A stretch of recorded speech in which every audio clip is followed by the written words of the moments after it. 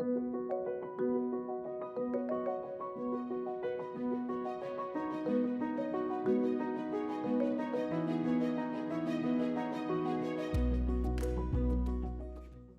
hello there and welcome to Creative Flair WV. I'm Brianna Nelson, and today we're going to pick up where we left off in our last video. And if you haven't looked at that yet, that is our tack-it video, so you can go back on our channel and check that out. We are going to do some painting with acrylic paints on two of the cups that we were working on or been working on. And on this cup, we are going to try the unicorn burst method. And I'll include a link to a tutorial video below on that if you wanted to check that out. So we're going to be using some acrylic paints just around the center here to create kind of a rainbow effect. And then I wanted to try something kind of along those same lines on this cup here. This is the other cup that we applied the tack-it method. Actually exact same glitter as this cup. We just used a different color base, a light blue base here for this one, and so it gives it a completely different kind of color effect. I am going to apply a stencil that I cut on my Cricut Maker using removable vinyl. It'll be my first experience with it, so this is bound to be an adventure. And I want to do a paint effect over that, just kind of around in like a band around the middle of the cup here. So that is what we are going to do. I already have a lot of supplies laid out. I have just a little palette and a few paintbrushes. You're going to need at least 3 to do the unicorn burst method the way that it was recommended to me.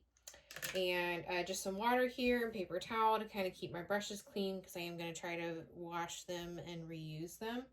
And I have all the different paints that I want to do for both cups already laid out. I have, these are Arteza acrylic paints, and they come very, very highly recommended. So today I'm going to try for the unicorn burst. I'm going to look at the pearl sapphire blue, yellow pale, and rose. And we're going to use just those 3 colors to create a rainbow effect. And then for the second cup, which I have dubbed the mermaid cup, I've picked out these 4 colors: a pearl turquoise, pearl sea green, pearl lilac, and a pearl rose quartz. And these all came in a set of metallic acrylics, and then the other 3 came from a set of regular acrylic. Now, oh, and I promised, yes, I promised, we would talk about prepping cups. So, very quickly, the simplest way is just to scrub it down with a like low or medium grit sandpaper or sanding block. And then washing it with Dawn dish soap to get any kind of debris or anything off. And some people will finish by taking something like a paper towel or a coffee filter, because it doesn't leave any little paper bits, and just kind of giving it a once over with rubbing alcohol. Your alcohol should be 91% alcohol, but I believe if you have to, you can use like the next step down, which I think is like 70%. But the way that I will be showing you guys is using a product called Final Sand, and I found that on a video made by the Flynn Sisters Boutique. Definitely check her out. She's got Facebook groups and Instagram and a YouTube channel. And she used this Final Sand to prep her cups, and it kind of helps you skip a step. So you do the washing and the sanding all at once. So I will prep these, and these are super cute. We'll prep these together, and I'll show you that. And then we'll come back and I will finish painting these cups. Okay, so let's go ahead and get started. So here are the 2 bottles that we're going to be prepping, and I'm just in my wash sink in my laundry room here. So definitely, use a sink that is okay to get messy. I'm going to be doing the final sand, which covers the washing and the sanding part at the same time. But don't forget, if you don't have that, you can sand with sanding block and definitely just clean with Dawn dish soap, and it'll have the same effect. Always make sure that you're protecting your hands and wearing gloves, and it's also recommended that you use some respiratory protection too, especially if you're going to be sanding dry, so you don't have those metallic bits you're not breathing those in. So I'm just going to apply a small amount of the final sand onto the cup, and I've just kind of splashed it with a little bit of water. And I'm just going to thoroughly sand all around the cup with the sanding block and the final sand. And it's going to get slightly sudsy, and that's just the soap of the mixture doing its thing.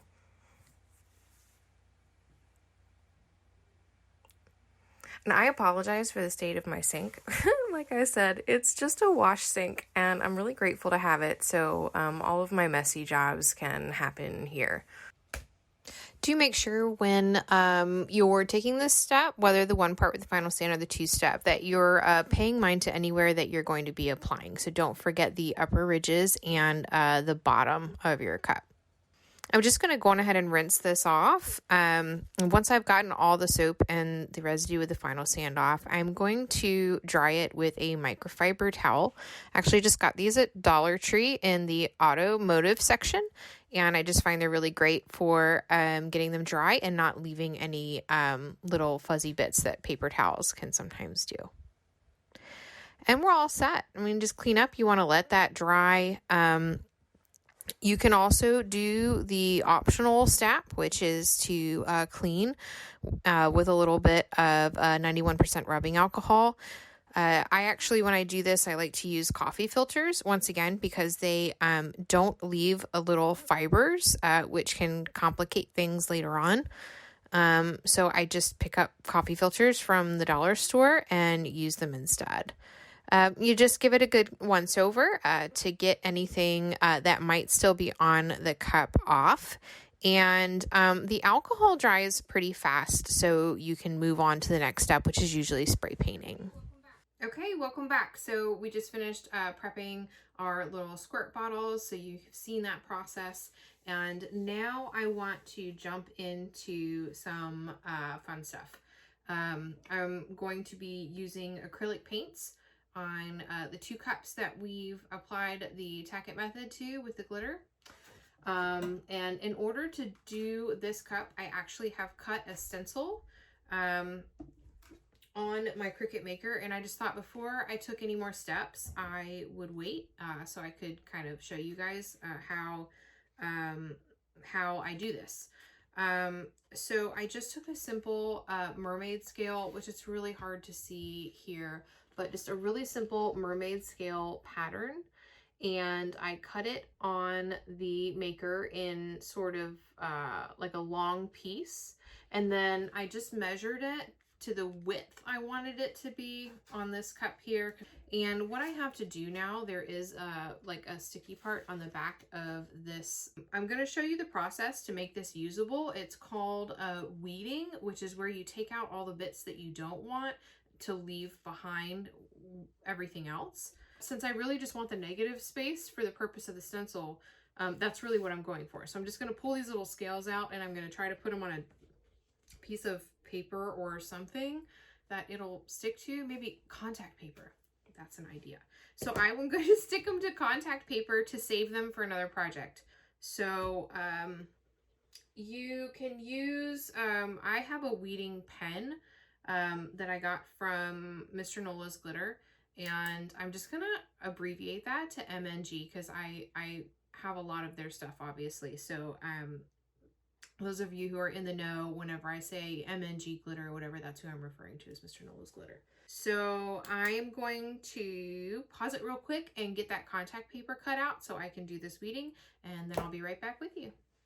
All right, everyone, we're back, and I did move the camera a little bit so you could see, hopefully kind of see what I'm working on here. I realize it's white, but I think once I start getting some pieces out, you'll be able to tell a little bit better what I'm doing. And then I just have, like I said, I got a piece of contact paper to stick these to so that I can use them again. Everything that I have read and seen so far is that this is kind of, you can have a love-hate relationship with weeding stuff. And it also greatly depends on the settings that you use to cut the vinyl. Okay, so you can see there. If it's not cut properly, then it can be a lot more difficult to separate from the backing and get it off of there. And also the level of intricacy can have a part to play. And some people I've seen really like it, so they go out of their way to find really, really intricate things, like to challenge themselves because they enjoy the process of weeding. And then other people avoid it at all costs. So, you know, everyone's different, and I guess you just don't know how you feel about it until you do it. All right, everyone. So I kind of had a moment of clarity, we will call it. And I know that this doesn't work every time, but I took a chance and I got really lucky. So I was individually pulling out all these things, and I said it's taking way too long and I want to get to the painting and the fun part. So I remembered that there was a thing that I'd heard about called reverse weeding. So I gave that a shot, and I got very lucky, and it came right off like this. So, and then it also left all of my scales very neat and tidy on its original backing, so that they're already preserved for next time. So yay me, I'm really glad I thought of that early on, because I would have felt really silly if anybody who knows anything about crafting watched this video and said, you should reverse weed that. I would have felt really bad. So yay me, I figured it out. So we've done it for this first piece here, and I kind of just want to lay it down so I can trim off what I don't need and figure out how much of the second piece that I'll need. So, woo. And this removable vinyl is definitely a little bit more, has some give to it. So I'm going to be careful that I don't stretch it out too much. Now I have learned that you want to start with the middle and make sure that that is really down good, and then kind of work from the middle around so that, ooh, oh my goodness. Oh, this is the fun of Creative Flair WV, guys. I'm trying all this stuff for the first time, and I'm doing it right here with you. So you can see all of my mistakes and almosts, and we're just gonna roll with it. See, now I have a feeling I'm going a little crooked, but we'll see, won't we? I just really don't want to stretch these so that they end up looking like warped and not uniform, because I kind of feel like that's important with any kind of like fish scale. Okay, so now I have this extra piece, and I'm just gonna try to line it up and see what I will need. I'm taking a little piece that I use as a patch, and it's not going to be perfect, but I did trim it down a little bit to try to help it match up as much as possible. While I would have liked to have a cleaner execution on this stencil, it's not going to have a huge, like, detrimentally bad effect on the overall look, because we won't be seeing the harsh lines of like where this paint ends and where this stencil ends. We won't see that in the finished product. So I am pretty happy with that. It is not like overwhelmingly crooked. It actually looks pretty straight all around. So yeah, so first stencil, guys, I'm pretty happy with that. Now, hopefully it actually does its job and there aren't any leaks anywhere. I am kind of going around and making sure everything's just pat down really well. And I'm gonna let this one sit for a minute and I'm gonna paint the other one first. So that's done and prepped and ready to go. In the future, I would probably try to make sure I have this stuff on before I start making the video, but I really wanted you guys to just kind of see the process of how I did that. Okay, so we've set that aside. And I'm gonna get those paints out of the way just so I don't get them mixed up. And we've got this one. So we're going to be working in kind of that middle third as well, or maybe a little bit wider because this cup is smaller. And we're going to do this unicorn burst cup here.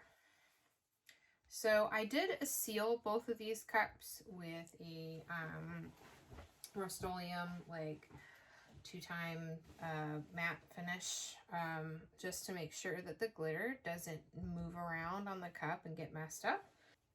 So I have the paints here. I'm just gonna put them on my palette a little bit, and I don't think you need very much. And I'm just going to start by kind of assigning a brush to each of the colors, and that'll be important not so much now, but for the next step. And I'm gonna start with the yellow, and then build my way up to the darker color. So then I'll do the pink and then I'll do the blue. Okay, so we're gonna do, I believe if I remember right with the spacing, we're gonna want 2 sets of each color. And just kind of go in a, I'm left-handed, so I think I'm gonna have to, in the future, revisit my setup for the cameras so that you can see a little bit better. We'll figure that out. I'm just going to do kind of like a crosshatch, slightly diagonal, and I'm going to paint onto that middle third or so of the cup.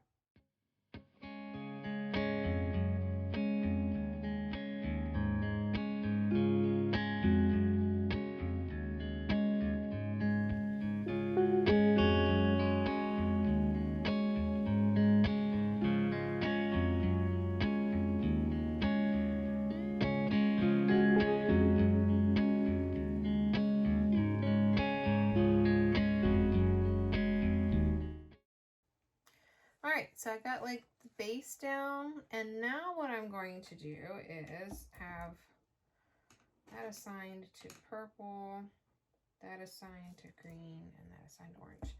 So I'm going to go back in and start blending just at the little lines there and see if I can't get, you're kind of creating the other rainbow colors by overlapping. Now I didn't get as much of the yellow there as I would like, so there's a little more here, and I'll just go in and overlap that a little bit. So you're getting some orangey there. I'm not sure if I'm like really happy with that orange color because it's not fading as well into the yellow as I would like. Let's just keep going here. There we go. And then let's see, I'm going to use this for the green. So I'm going to take the yellow here and go over top and really like blend those. We're getting a nice green out of that. That's pretty.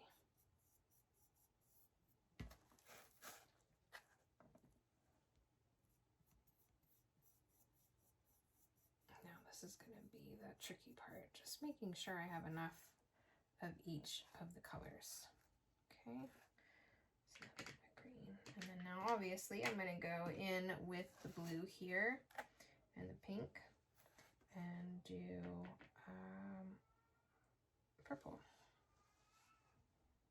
See, we got our paintbrushes washed out so we can reuse them, and I am ready to go.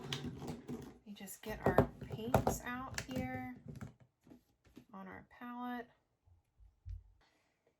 So I don't really have a definite plan. I just have these colors here and I wanted to just kind of spottily fill them in and create like a mermaid scale look. Let me see if I can't move you so you can see a little bit better. I acknowledge that I've got you on the right side and I am definitely a lefty, so you're just seeing a lot of my arm and stuff. So let's see if I can't fix this for you and it not be, you know, really crooked. Okay, so let's see here. Yep, here we are. So I'm just going to pick a color. So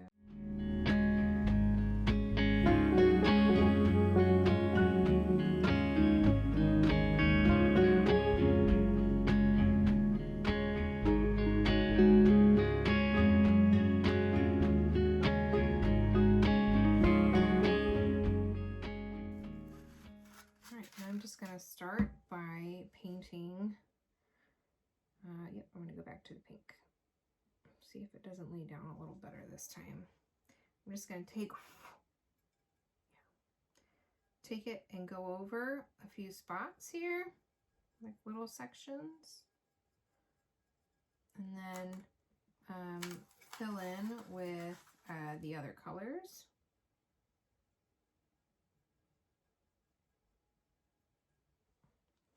Like that.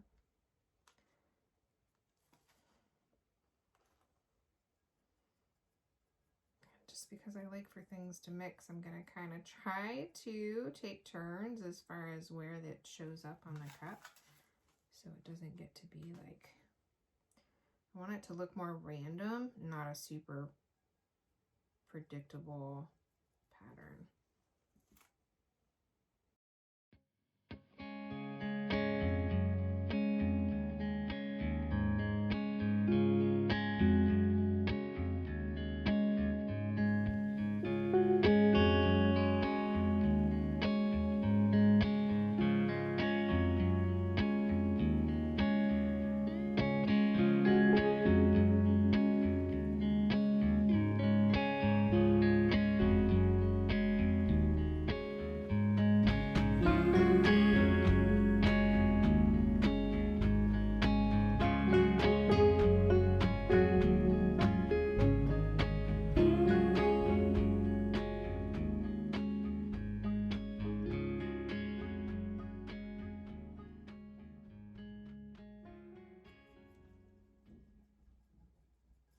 Alright, so I've just kind of gone around and went really patchy with all the different colors. Before everything gets too dry, I am going to peel off, or attempt to peel off, the stencil. And originally I wanted to create something that would be reusable, that I could just kind of tack on, but I realized as soon as I started cutting this removable vinyl that it was very fragile, and I was only going to get one use out of it. And that's fine, as long as it does one. So the big reveal, we'll see how it renders as scales when I pull it up. So this is the little,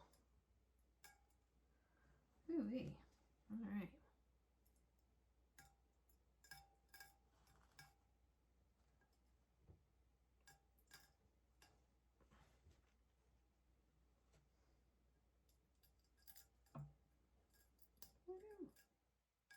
All right, well, definitely scaly looking.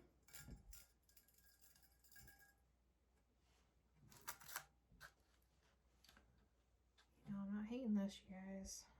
I'm not hating it.